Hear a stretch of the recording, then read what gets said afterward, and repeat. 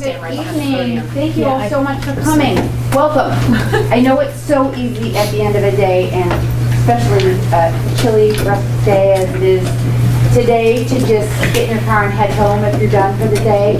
But thank you for coming, because this is a topic that is important to you, important to your patients, important to your learners, important to everyone all around. It's a topic that's near and dear to my heart, and I know these ladies will do it, serve you well in talking about it. I know they practice it in their daily practice.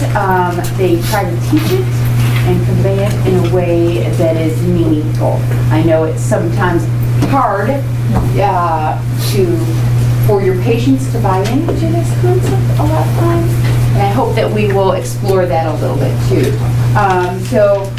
Doctors Polk and Lance are going to help us to explore this concept and how to operationalize it and make it practical for our own practice. So please join me in welcoming Dr. Polk. Thanks, Sherry. So Beth and I are going to kind of divide this in two. I'm going to spend a little time talking about inflammation in food, and then Beth's going to tell us how we can all live longer by utilizing some of the lifestyle modifications that we have in our control. So Beth is actually an expert. She's actually board certified in lifestyle medicine, and I'm just an old internist and pediatrician. But I'm happy to share with you what we've kind of both learned along the way. Neither of us has anything to disclose. So here's our objectives. We thought we'd first discuss some ways that foods can add to inflammation, describe some simple, hopefully, and practical ways that you can utilize diet changes to optimize metabolism and increase patients' energy levels and maybe your own. And then lastly, discuss some dietary strategies for longevity. And we'll try to have plenty of time for questions kind of at the end, but certainly interrupt me if you have something to ask along the way. Okay, so I thought I'd tell a story of a couple of folks near and dear to my heart. This first patient of mine, Jane, who was in her mid-50s, about 56. This was about 10 or 12 years ago. Long before we were really talking much about microbiomes and stuff. But I want to tell you this lady's story because she really got me thinking about this topic. So I had been taking care of her for several years. She had progressive degenerative joint disease, her hands, her feet, her knees, her hips, her back. She was really in her mid-50s, kind of progressing to a point that she was really starting to think about walking with a cane just for safety. And a funny thing happened to her that was not so funny to her, but it turned out to be a blessing in disguise, is she got a bad bout of diverticulitis requiring a hospitalization and a partial colectomy. And she came back to me in hospital follow-up to look at her incision and everything looked great. And then she's about 2 weeks later, and she said, but something really crazy happened. My joints are better. And you know that antidepressant that I've been on for 5 years? I think maybe we can start weaning it off because I don't really feel depressed. And so I said, well, tell me what else you changed. And she said, well, I had to kind of change my eating after they did this surgery. And I kind of decided that maybe I should start eating stuff that my mom would have told me to eat. And I started to really get a stomach ache if I ate anything processed or a lot of bread stuff. So she said I just kind of really just changed some stuff, started drinking some water, kind of cut out the sodas. And I don't know which is which, if it was just getting this bad chunk of bowel out of me or if it was the other things I've done, but I'm better. And so she stayed with that diet, and I started to think, oh my gosh, there's something to this. This is a funny thing, right? That you take out a inflamed part of a bowel, and her joint inflammation, her synovitis kind of was all slowly disappearing before our eyes. This lady now, you would never know it. She still has some joint deformities from her DJD that had been long-standing, but she's a hiker and certainly is not using a cane. And so now, 12 years later, this gal is on the move. And she slimmed down. She wasn't really very heavy, but she kind of lost all that puffiness, and she just really got some energy back. And she's on 0 medications, 0, except for some vitamin stuff that she takes. So anyway, that's when I kind of started looking at this stuff, because I think there's something to this. I think there's something that I didn't absorb in medical school. Maybe somebody tried to teach me, but I don't ever really remember this stuff kind of going together. So I started just reading stuff. Of course, there's a lot of mouse studies and all kinds of things out there, but you know what? There's a whole lot of human data. And then, over the next 5 or 6 years, we started to learn a little bit more about the microbiome. All right, I'm going to tell you about another patient who actually is me, who was kind of an autoimmune disaster. So after taking care of this patient, I thought, here I am telling a lot of people, how to eat, what they should do with their lifestyle, and I probably am the world's worst eater. So I thought I better do an N of 1 and see if I can actually follow some of the practices that I am telling people to do. So I was diagnosed in medical school with rheumatoid arthritis, and I've always been an active person, kind of maybe accident prone perhaps. I've had a lot of surgeries along the way from sporting stuff, but I was just trying to keep active.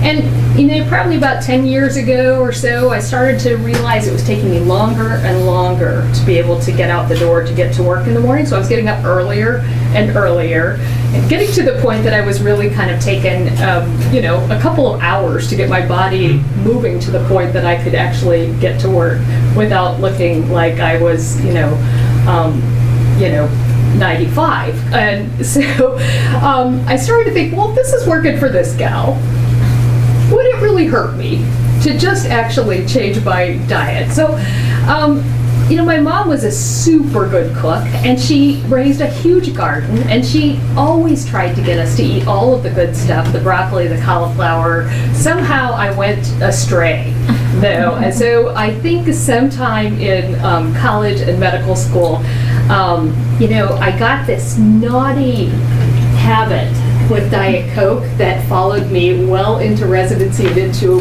work life. Fruit Loops was my favorite cereal. And my hands were starting to get into the intermediate sort of RA area. I was starting to get some synovitis. There's lots of rheumatoid arthritis in my family, so I could look around my family and see how I was going to look in the coming several years. So I decided, if I could tell people to do this, perhaps I can do this. So I decided that I was going to wean myself off of this crazy Diet Coke stuff, which is really hard. And so, I totally have sympathy for my patients who are addicted to soda, because it is a tricky thing to wean yourself off of. But there are ways to do it, and certainly with the sparkling water and adding a little lemon and ginger to your water, you can trick yourself into thinking you're having a soda. And after you get through about the first 10 days, you no longer really want it. So it's about whether you're keeping it in the house or not, or who's buying it, and then just not having it in your sight. But I kind of ended up getting rid of all of the sugar, which was also hard for me, because when you drink a lot of Diet Coke, you have a lot of carb craving, and so I could not walk by that plate of cookies back there without grabbing a couple before. But it's an amazing thing when you are not doing sugar so much, how much you really don't even really think about it. And then for me, my triggers tended to be things in the grain family. We'll talk a little bit about that with inflammation. But I can tell you it didn't happen right away, but within 2 or 3 weeks, I noticed a difference.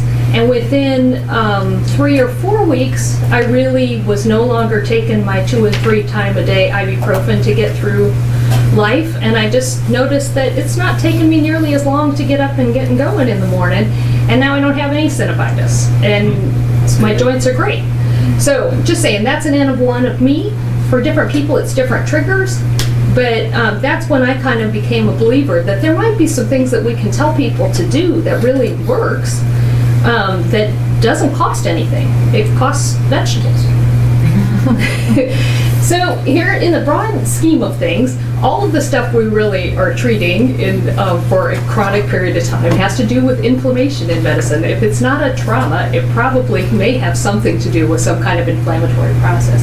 So pulmonary diseases, Alzheimer's, nobody wants that, arthritis, autoimmune diseases, cancer, cardiovascular diseases, type 2 diabetes, neurological diseases, they all have some brand of inflammatory process behind them.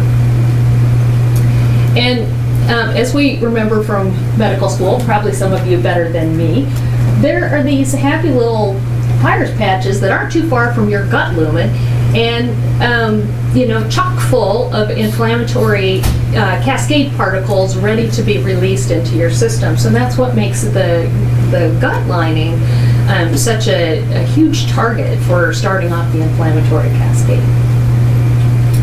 All right, so what's causing the inflammatory response? Is it FODMAP? Is it lectins? Is it sugars? Is it gluten? Is it, is it processing agents? It's probably a mixture of all of them, and for some people, one may be more than another.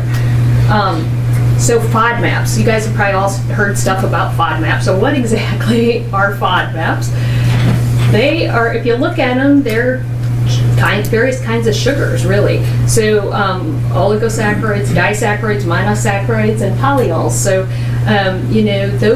it's those little sugar particles that tend to set up some major inflammatory cascade, particularly in the small bowel. So it's hard to look at the small bowel. We all know that you can do a colonoscopy and you can do an EGD. You can get into part of the small bowel, but it's hard to kind of look at the rest of that area before the advent of some of the pill cam stuff that we can do now and take a closer look. So why a low FODMAP diet, which is a lot of times what people kind of start with for an anti-inflammatory diet. And the FODMAP foods, they feed the gut bacteria, but not always the good gut bacteria. And so that's what can lead to bacterial overgrowth, kind of set off more inflammation and kind of influence microbiota. So in again, mice, it's a whole lot easier to do diet studies with other mammals other than humans because they won't order out a pizza or cheat on their diet kind of thing. So, but humans a little bit trickier. There is some better stuff that's coming, hopefully in the not too distant future, that'll clean this up a little bit. But we do know that when you take microbiome and do fecal transplant to other animals from inflamed mice, you give them a fecal transplant to a non-inflamed mice, they'll develop joint pain and inflammation. So we know that gut microbiome probably has some serious parallels with what is going on that causes to other inflammatory processes. So every time I first started handing out kind of the low FODMAP diet to some patients, and then I realized this would make me feel like I can eat nothing. So every time I look at the low FODMAP diet, it's okay when you sort of look at like the lactose people are lactose intolerant, and you think of the polyols. Well, that's a bunch of fruit. That feels wrong. And cauliflower and mushrooms and snow peas. And then the fructans, that has asparagus and Brussels sprouts and garlic and onion. I think, so sometimes when I look at the low FODMAP diet, I think I am setting people up for not success by trying to follow this because I can't even, I don't know, I think, it's really hard to even think of one item that you could have. Water, I can have this. But, so you look at this and you kind of go, oh no. But, the truth is that, people probably don't react to all of these foods on this list, but this is all of the FODMAP things. So I think artichokes are not on there. So I guess, yeah, that might be one. I see it. That was on there. Bok choy. Oh, darn it. Okay. Oh, sorry. Edit that out. Bok choy, I think, is not there. Okay, so the low FOD. So just keep that in mind. That it might be some of the various kinds of sugars and the alcohol sugars that might cause some people some problems. But then we have this whole issue with processed foods. So what's wrong with processed foods? Well, they were made for a reason. The food industry is smart. They're trying to add some texture, increase the shelf life, so they put in some emulsifiers. Didn't seem to do anything bad to people in the studies for the FDA. But over time, it can break down the mucus barrier in the small intestines and lead to higher permeability. And then artificial sweeteners. So these are just a few of the things that are in processed foods. So artificial sweeteners are kind of bad actors in the fact that, first of all, they're 2 to 3 times sweeter than regular sugar anyway, so you get an insulin spike, so that leads to extra inflammation. But they also produce a different microbiota in the small intestine, and that can lead to insulin resistance and metabolic syndrome, and lo and behold, a larger waistline. So all that Diet Coke I was doing was adding to my waistline. So what I tell my patients about processed foods is, I don't care what the rest of the ingredient label looks like, I want you to look at the ingredient list. And I want you to read the words on that, where it says ingredients and everything on there, and if you can't pronounce it, just don't eat it. Like broccoli's gonna be broccoli, cauliflower's gonna be cauliflower. If there's other stuff on there that you don't know what it is, you don't recognize it as food, just don't eat it. And I find that that's kind of been the easiest way for me to get folks to kind of relook. And in my time at the adolescent clinic, I always think if I can teach one teenager in the household to read the ingredient list, it can change a whole family, because they'll be like, we're not eating this. This is going to poison us. I can't even say what this is. Okay, and what about lectins? So you guys have probably heard a little bit about lectins lately. So I don't know where I was in medical school when they were telling me about lectins, but I just barely recognized that word when I first started reading about it. So I had to look at it to see what it was. But lectins are indeed proteins that bind specifically to to certain sugars, and they can set off a whole nother inflammatory response. The good thing about the lectin proteins on some foods is that depending on how you cook, you can actually break those little lectin proteins down. So that's just where the pressure cooker and the Instapot can be really handy for those high lectin foods. So here is the lectin pathway. I looked it up again to see exactly what happens here, but the lectin pathway is a pathway in the middle on the complement cascade that sets off a whole complement cascade of inflammation that happens. So again, for some folks, particularly folks who already have maybe a decreased mucus lining and have more intestinal permeability, the lectins can be kind of problematic. All right, so you have all this stuff that can cause inflammation. So where do you start in trying to help people? So I'll tell you kind of what I've evolved into telling people over the last several years that seems to be doable. I used to tell people that they needed to eliminate things for 3 weeks. I don't know, maybe Dr. Polk has better magic than I do, but 3 weeks I get eye rolling. So I find that I can usually talk people, if they are open to trying something, into eliminating some things for 14 days, because they can see that on a calendar and they can block it out, and they might be able to get their cupboards and their family prepared for the things that they're not going to eat with them for the next 14 days. Because usually it's hard to do this by yourself in a family unless everybody's kind of prepared. So I have found that kind of the most bang for your buck is to just eliminate grains. So this bums people out, so I tell them no wheat, no corn, no soy, no oats, no quinoa, even though quinoa is a pseudo-grain, no barley, and for the first couple of weeks I really want them to try to not do rice. And then I say, but we're going to try adding those things back in. Don't worry, I'm not saying you're never going to have a pizza crust again, or you're never going to have a piece of bread again, but for 2 weeks, I want you to think about the inside of the sandwich and not the outside of the sandwich. You're going to wrap your sandwich in lettuce, or you're going to ask, if you go out to eat, you're going to ask for it without the bun. And they always cringe when I say no sugars, no artificial sweeteners. So you're going to retrain your taste buds how to recognize what's really sweet, because artificial sweeteners and lots of sugar kind of changes how you perceive sweetness. For some people who already know they have a cow's milk dairy problem, I tell them, just state, this is not the time to add lactose back in if you know that you've already got a problem. And if they know they have an egg problem, don't add it back in now. If they don't have an egg problem, And I tell them, go ahead and do eggs in those first couple of weeks, but just know that some people will have problems. The nightshade family of foods like tomatoes, eggplants, and peppers can be particularly troublesome to people, especially with some joint inflammation. And so those are 3 categories of vegetables that I'll kind of say, at least at the beginning, try to take those out and then see if we can put them back in later.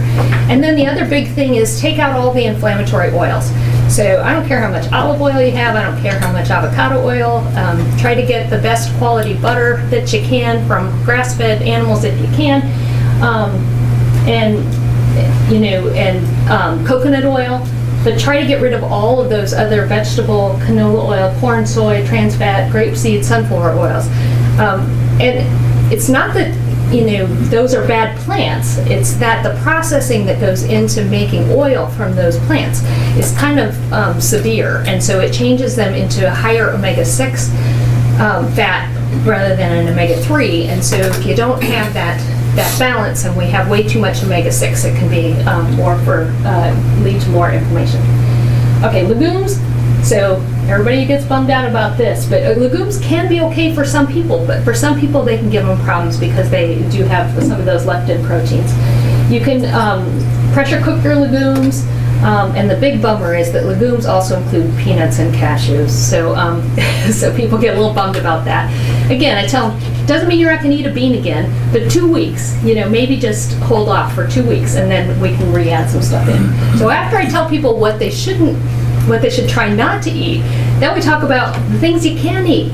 I want them to eat lots of healthy fats.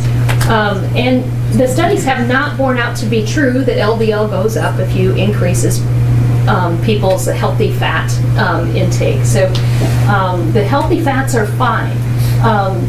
I don't want you to count calories. I want you to have all the leafy greens that you could possibly imagine, and ones you've never tried. Go ahead and try them.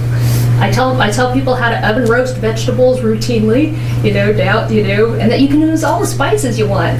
You can, for the first couple of weeks, I don't care if you have onion and garlic in every meal. And then protein in smaller amounts. The size of a meat protein serving is the size of your palm, not the size of your plate. So think about proteins, but think about it in smaller sorts of amounts. Nuts and seeds, unless you have an allergy, are usually fine for everybody. If you absolutely need something sweet, have berries, particularly the dark berries like blueberries and blackberries, and dark chocolate can be a lifesaver, especially when you're starting to kind of wean yourself off the sugar. Okay, so there's more human data coming, but I will tell you that, patients who actually do this, and actually are, kind of stick to it for a couple of weeks, then I tell them to re-add some stuff in. But re-add one thing in at a time, see how you feel. Because usually 2 or 3 weeks of kind of gut healing, and people are able to tell you, like, oh, that was a bad idea. I had regular granola, and wow, I felt terrible. We'll see what Beth's experience has been too, but for patients of mine who have actually kind of done this and re-added stuff back, they can, certainly kind of individualize their diet after that and figure out what things might be triggers. So some of the resources that I use for patients, I love this book by Dr. Will Cole. Again, I'm not an expert. I'm just a doc who happens to see some people and try some stuff. So, I love this book called The Inflammation Spectrum by Will Cole. He's got a lot of worksheets. If you have a patient who really wants to kind of dissect their, how they're feeling and figure out how exactly to structure a elimination diet that's, specific for them, that's a great book. He kind of has great recipes in it, kind of helps people walk through the process. This book by Dr. Mark Hyman called Food, I think the technical name is Food, What the Heck Do We Eat, is a great book for people to kind of understand some of the, it's well referenced, so it can help people just get a grasp on, why we're asking them to do these crazy things like give up their Starbucks. The Walls Protocol is kind of an interesting great. It's a little bit more of a scientific read. Terry Walls is a internist who has MS at the University of Iowa. She's treated herself. She's done all the pharma stuff too, but she really found that she could kind of fix her mitochondrial dysfunction with making some serious diet changes. And she's got a terrific cookbook. So if you have a patient who doesn't want to read the protocol, she's got a terrific cookbook that I recommend for all of my patients with MS to really kind of get the basic principles of the things that she's done. The Plant Paradox is another one that folks are talking about a lot by Stephen Gundry. He's a cardiovascular surgeon. And so he has a big focus on lectins. And again, his cookbook is great. So for patients, a lot of times I'll tell them to pick up the cookbook. It's got some of the principles in it, but it also gives you some ideas of some things you can eat. And as Dr. Polk and I were talking about, it's all kind of the same diet. Everybody kind of talks about the same diet between these folks. It's just they present it in a little different ways. Healing Arthritis is another great book by Dr. Susan Blum. She spends a lot of time in her book kind of talking about different kinds of arthritis and why some things are more inflammatory in certain situations.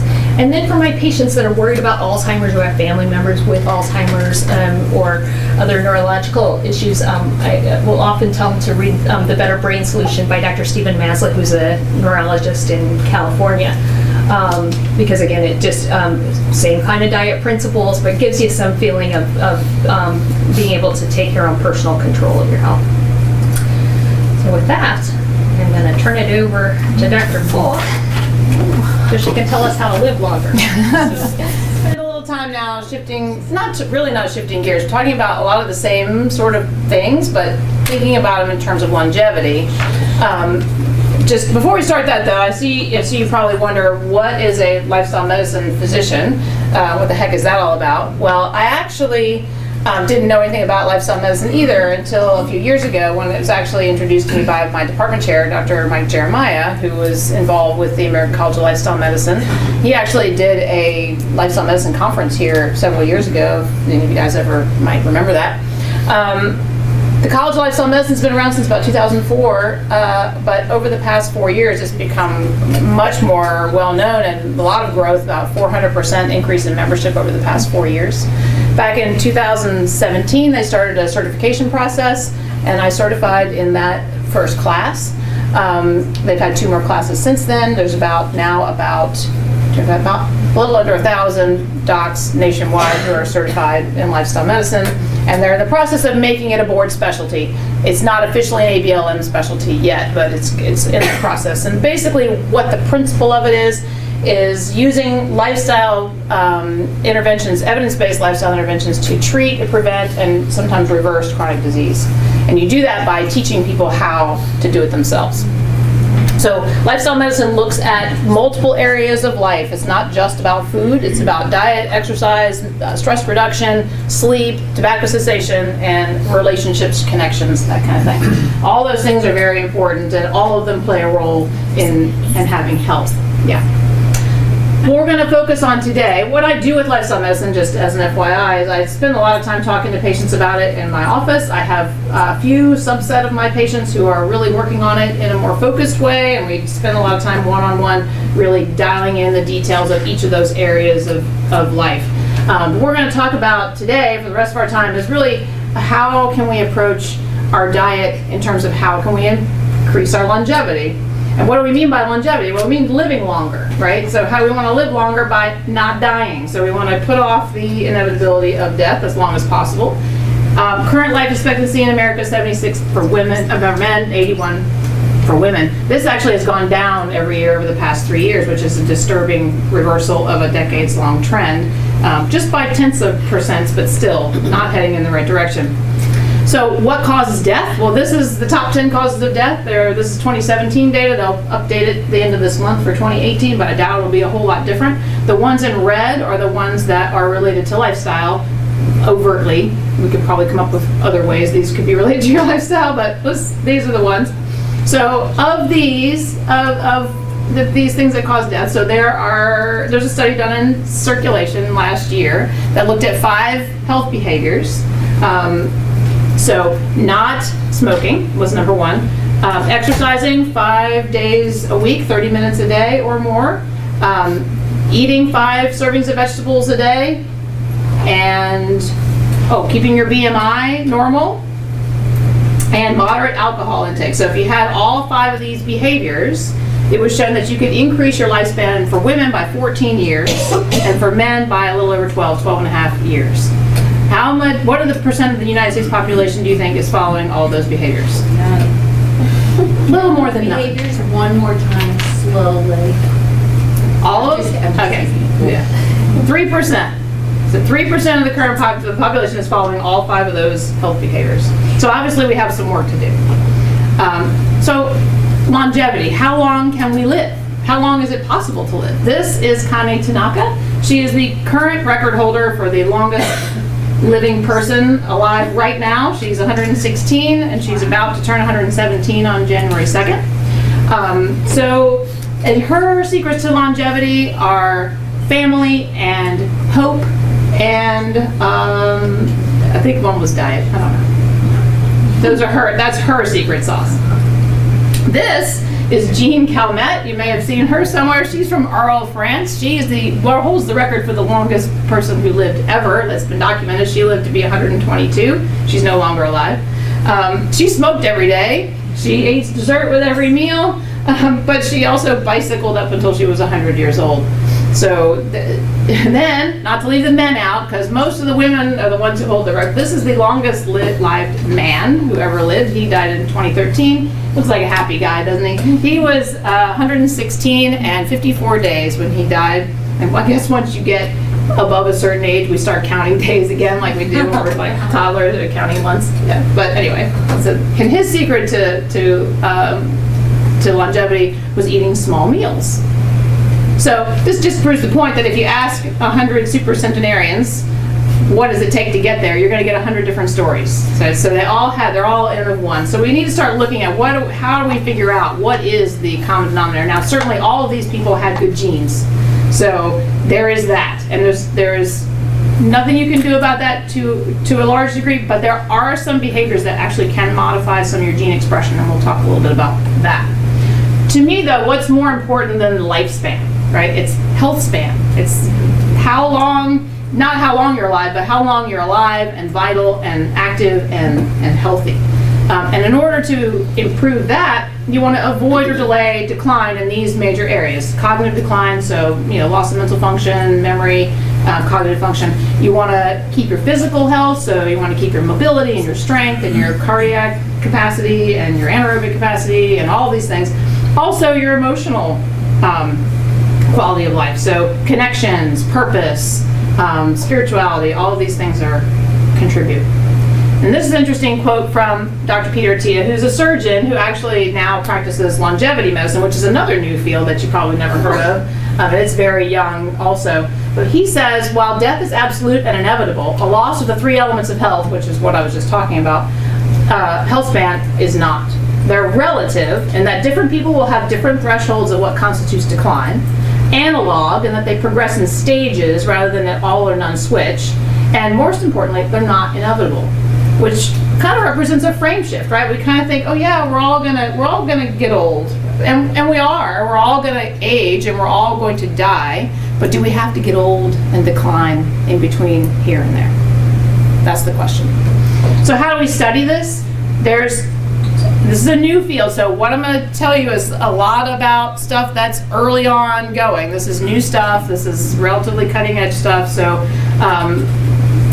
but we're going to have to hit it from different directions, because there is not one definitive randomized controlled trial to what improves longevity.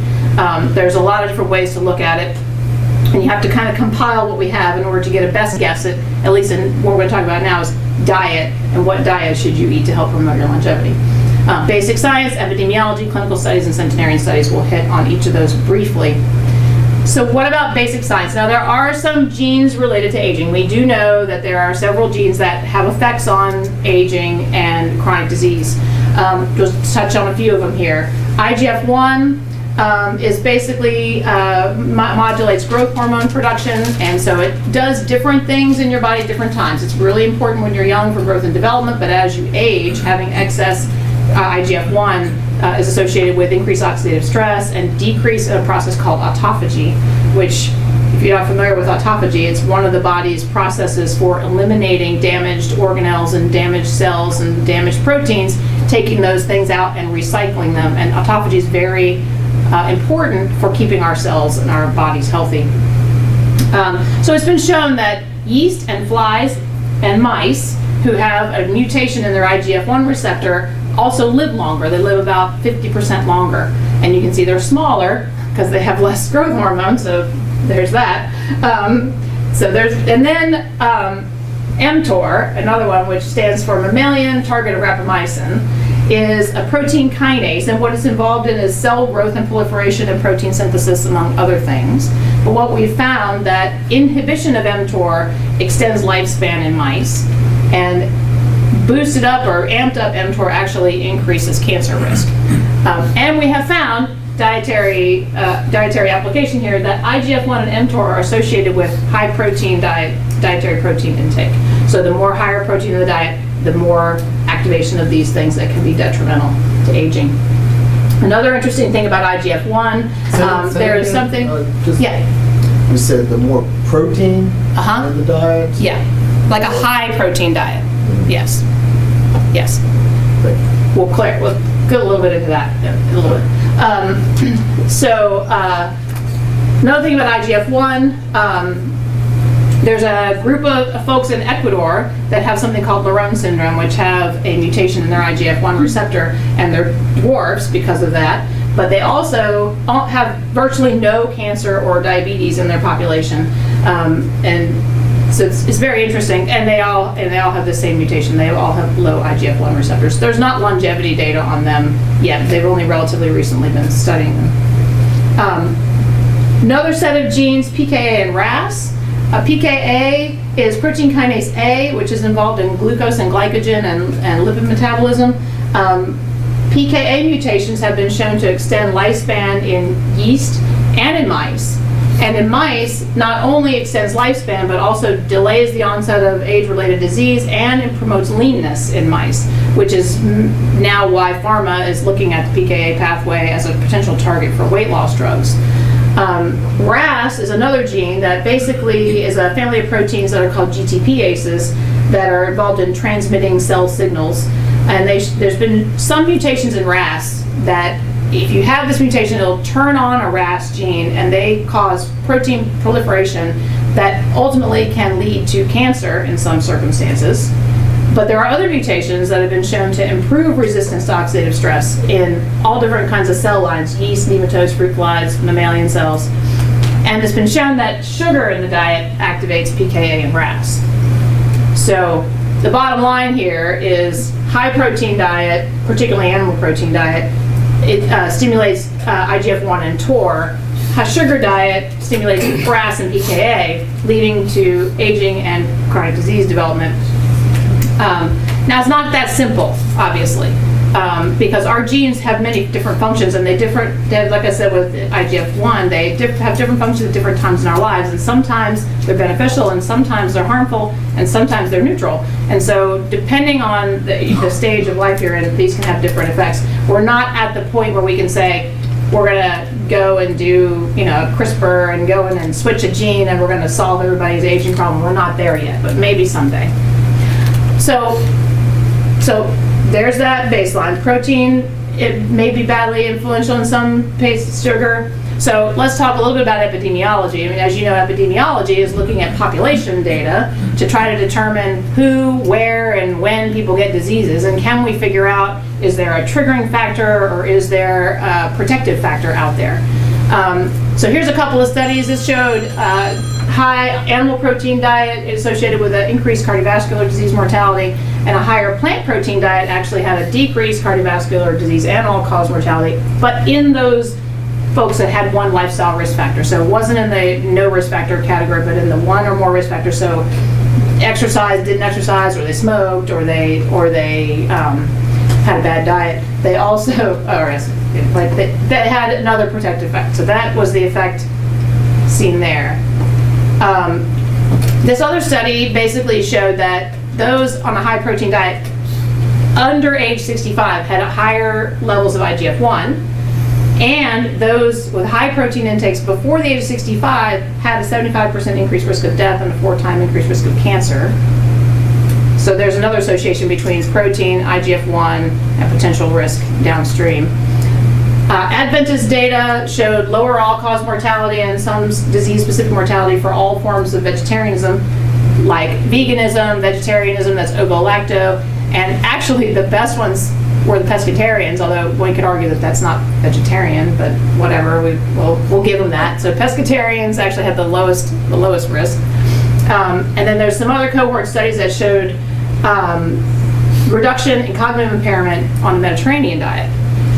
So while this is all very interesting and suggests that maybe high protein diets are not necessarily good for us, maybe higher plant protein diets are better, maybe Mediterranean diets are better, this is all observational data that all shows correlation but not necessarily causation. In an ideal world, we would be able to take these observations and then put them into a randomized controlled trial and see if we could determine causation. That's challenging to do, as you can imagine, with diet. However, we don't want to totally throw out all epidemiologic data. Remember that it was epidemiology that ultimately proved that smoking was bad for us. Now, we don't currently have the strength of data, epidemiologic data for diet that we have for food, for smoking, but we should at least consider epidemiologic data as we're starting to put together our case for how we should eat for longevity. Okay, so then are there clinical trials? There's a few. Randomized controlled trial looking at the Mediterranean diet. So they looked at 2 forms of Mediterranean diet, one with added oil and one with added nuts versus a low-fat diet. And they found that, and this was a group of people that already had risk factors for heart disease. They were mostly metabolic syndrome kind of folks, and the end target of the study was cardiovascular events. And they found that both Mediterranean diets, either form, decreased the cardiovascular events versus the low-fat diet, and they stopped the study early because of that. Then there were 3 relatively small randomized controlled trials with dementia patients that showed improvement in cognitive function and decrease in cognitive decline on Mediterranean diet. So, and there's not many of these. You could go digging around. You'll find very small ones, few numbers of people, short duration of time. So not yet ready to prove the case, but more data in our favor. And then blue zones, centenarian studies. So this is where we start looking at populations of people who live a long time, and we want to know, what are they doing? Like, how are they successful? So the blue zones is work of Dan Buettner, looks at populations across the world that have the highest percent of centenarians, and they also have the longest health spans. And they look at what behaviors do they have in common. And these are the 5 areas of the world that meet that criteria. So we're all going to buy our plane ticket soon. This is a comparison of 3 of them, Loma Linda, Sardinia, and Okinawa, just to give you an idea of the kinds of things they're looking at amongst these people to try to figure out what do they have in common. And the commonalities of these 3 groups were family, not smoking, plant-based diet, constant moderate physical activity, social engagement, and legumes, of all things. So there they are. So this is just one snapshot. What they did with this information was then take data from all 5 of the blue zones and come up with the Power 9, which are 9 things that these groups had in common that they recommend to help promote longevity.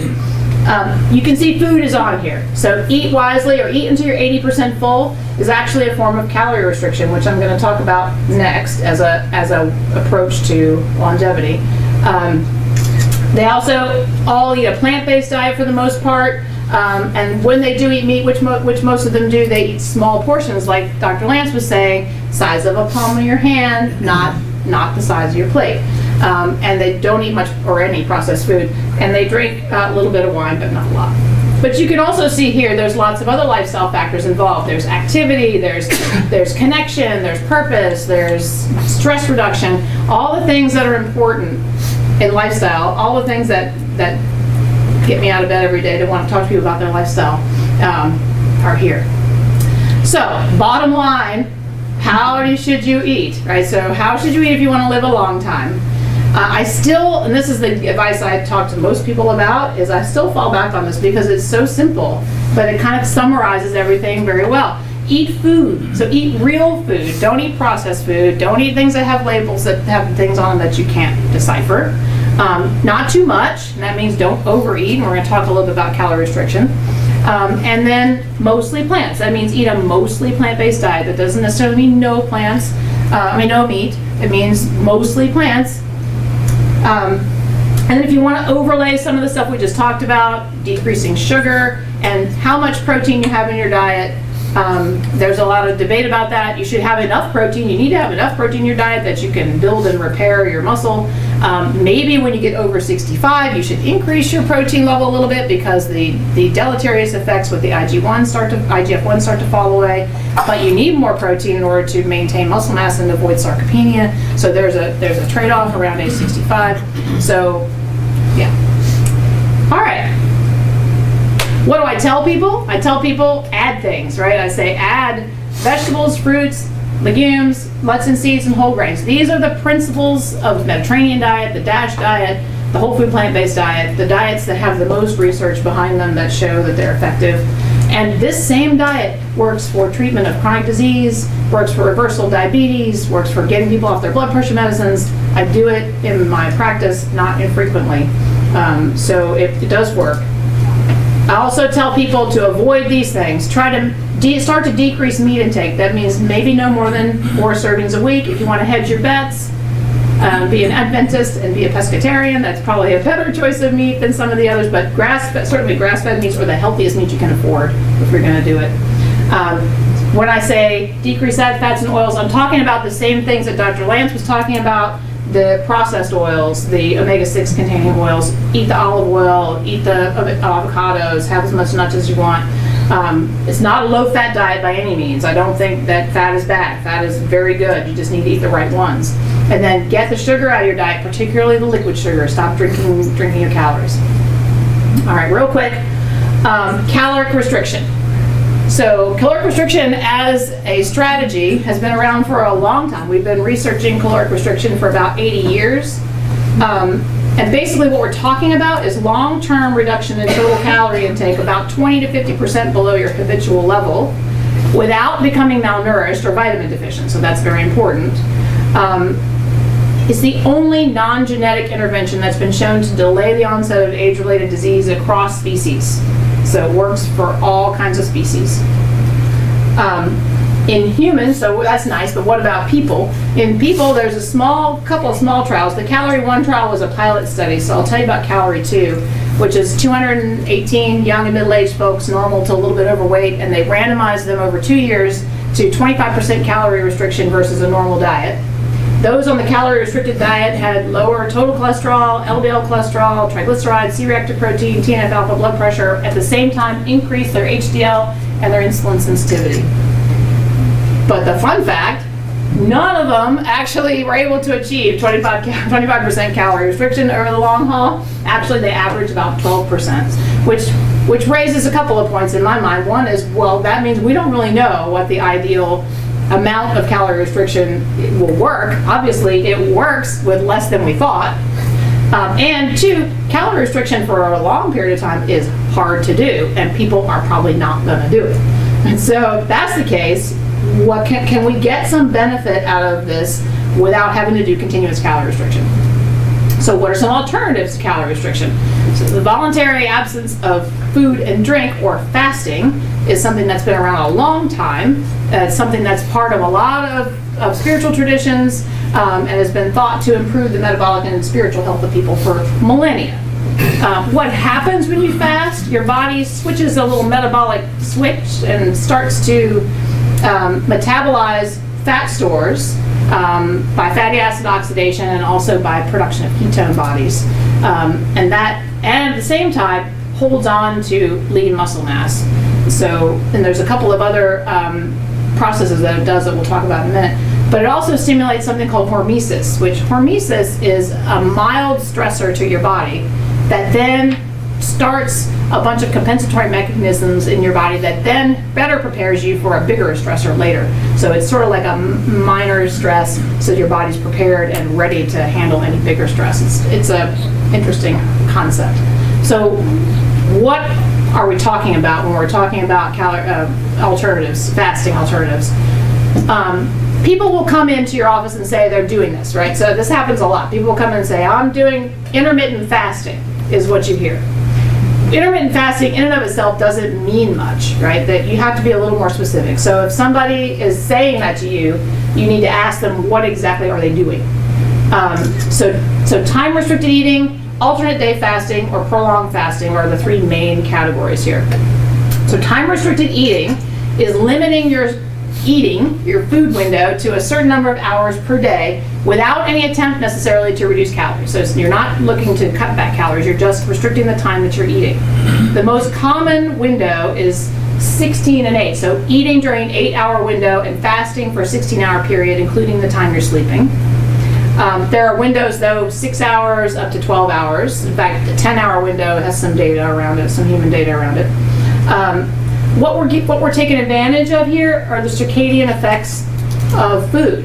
And it's really interesting. I had no idea this was going on. This is, again, not something I learned in medical school. We all know we have a circadian clock that's driven by the sun that's in our brain. That's our master clock. What I didn't know, and I learned in the process of researching all this, was that you have circadian clocks in every organ of your body. And they are affected not only by your master clock, which should be driving the show. Everything should be in sync. Your master clock and your peripheral circadian clocks in your organs should be running at the same time. What happens is there are these things called Zeitgebers, which is German for time givers, that are things that you can introduce to your body that throws off your circadian clock, food being the primary one. So what happens if you eat late at night is that you are triggering the food clock in your other organs to be off cycle with the rest of your master clock. And it's basically like a form of nutritional jet lag. So your clocks are time shifted. And it affects your insulin sensitivity, and it affects your ability to lose weight, and it affects obesity, and all these things. So there's some small studies that show benefits from just time restricted eating by decreasing appetite and increasing fat metabolism, losing weight, improving blood pressure, improving all these things, and autophagy, which I'm going to talk about in a minute again. Alternate day fasting is another model. You probably will hear people say they eat one day, they fast one day, they eat one day, they fast one day. Sometimes you could do 25% of your regular diet on the fasting day and then your regular on the other. That's a little modification you can do. There's a few small studies about this. That weight loss is comparable to continuous caloric restriction, so you could do this every other day fast and have about the same amount of weight loss. Similar improvements in biomarkers, similar improvements in blood pressure, cholesterol, those kind of things.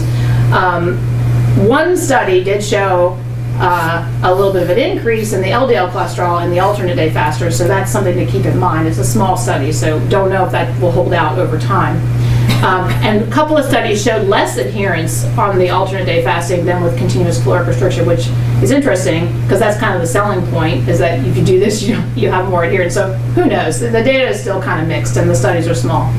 5 and 2 is another way of doing this, where you eat for 5 days and 2 days out of the week you fast. That's another option. A couple of small studies that show similar results with alternate day fasting with that.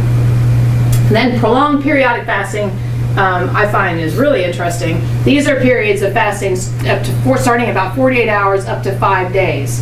You can water only fast people for long periods of time if you do it under supervision. And you can take people with chronic disease and on lots of medications, insulin, blood pressure medicines, and put them on a water-only fast, and within a week or two get them off their medications. Now this has to be done in controlled settings where people are really closely monitoring them, and there are some inpatient facilities, one's called True North out in California that does a lot of this.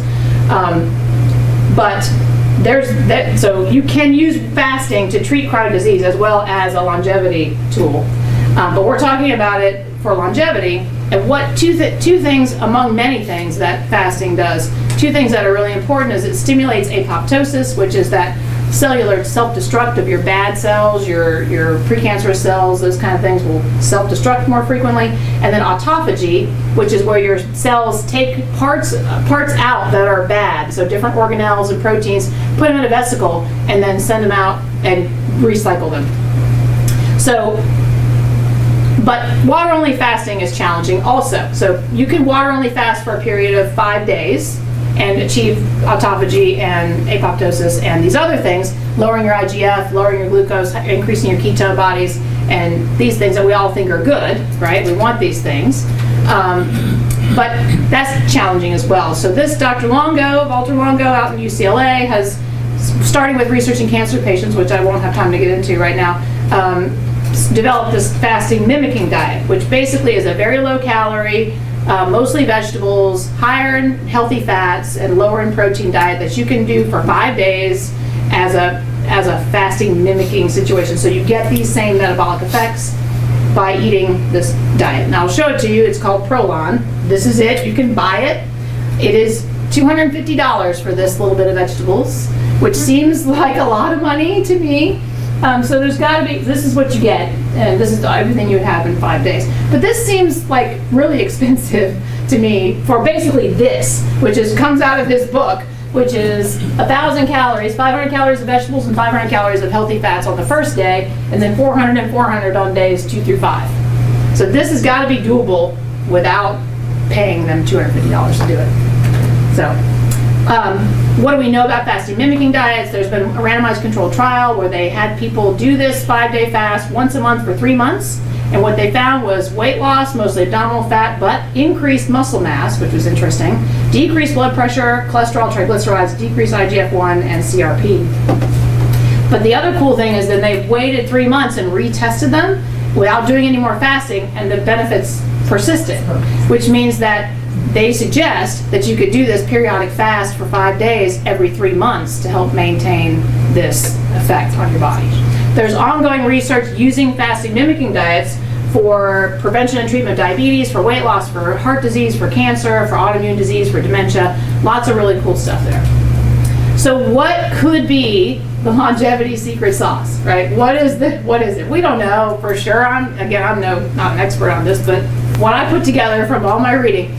So every day you do this. You eat mostly plants and lower meat and this healthy diet with time-restricted eating. So do you eat this way only during a certain window of time during the day to take advantage of the benefits of time-restricted eating? And periodically, do you have short periods of prolonged fasting and or fasting mimicking diet with it if you want to do it that way? These are my resources and we can talk about those afterwards. Questions? Whew. Sorry that was fast. I had to get a late start. If you will, I realize we're past time. If anybody needs to leave, please feel free to do so. Anybody who wants to ask questions, please stay around and ask away. Go. Regarding freezing and flash freezing of vegetables and berries, are they any loss of nutrition or anything like that? I've heard different. No, actually, in some cases they're better because they're flash frozen at the site of when they're picked, and then they're transported. A lot of what we get in our groceries have been transported over long distances, so they will lose a lot of their effect of their quality. So actually, for a lot of things, the frozen is better, depending, and certainly more affordable for people. Is there a way to tell the freezing process? It's nothing. Most of them will say they're flash frozen. They say that? Yeah, so some of them will say that, but I guess you can only trust the label. And if you look at the ingredient list and it just has the berries. Yeah, in it, just and has they berries. didn't add other stuff to increase the shelf life, it's a good chance that they did it right. So I'm a pediatrician and I see a lot of overweight teenagers who their diet consists of fried and chicken and fries. Yes, fried things. Yeah. So is there, when I talk about this kind of dynamic, they look at me like I have 7 heads and I'm asking them to cut off an arm. So first off, is there any resources / research that's been done in that metabolic kid that's like 15? Or is this all adult data? It's all adult data. Yeah. Yeah. It's all early data too. Jerry, just being a pediatrician, she probably knows more about it if there's child data, but I have not seen it. There's not great child data out there yet, except for, some inferences from our diabetic kids. Yeah. And metabolic syndrome kids, there's some small studies, but particularly surrounding like the ketogenic diet. I hate to say that word out loud because it, you know, is such a buzzword for folks, but modified keto diets in trials with particularly type 2 diabetic teenagers. There's a few small studies, but nothing big. There's some small studies that have taken the pediatric group with processed food versus non-processed food, matching the carbohydrate, protein, fat mixes, and they had improvement in biomarkers within a 2-week time period.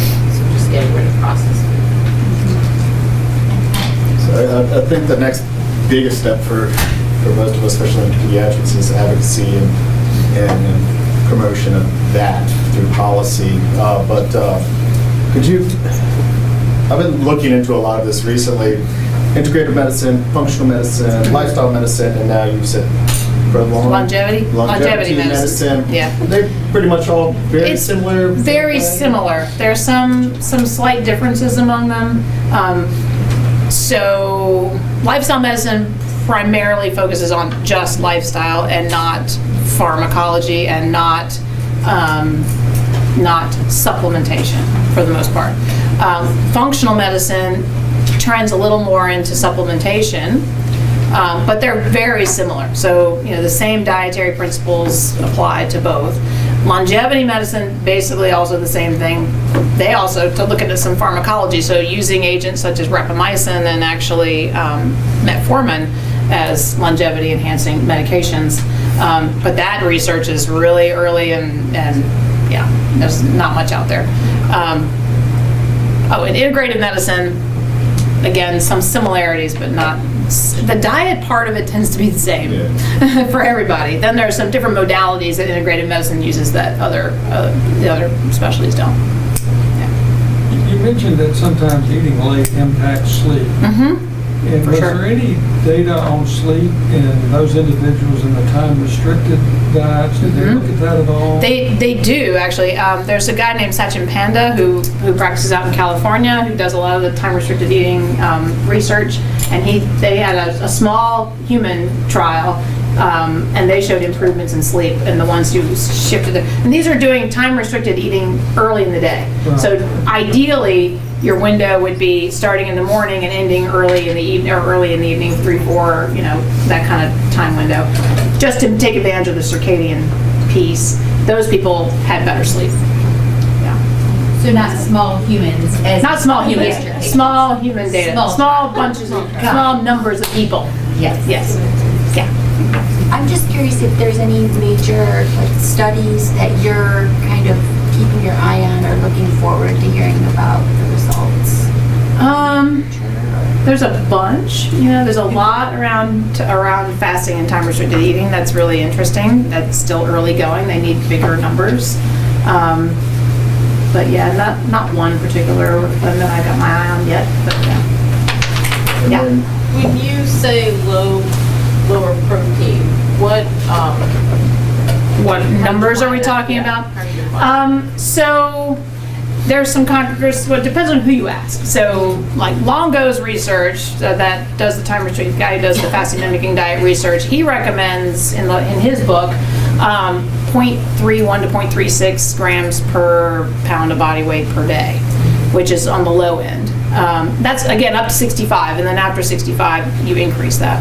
I read somebody else recently that said 0.5. So we're talking somewhere in the 0.35 to 0.5 per pound of body weight per day. In the obesity medicine conference, there was a lot of talk of not necessarily high protein, but low carb dieting, without necessarily being keto. Yeah. It's being much more successful for weight loss. So I'm just wondering how that overlaps. But, Yeah. you know, they're talking about similar proteins, not much higher. Not much higher, yeah.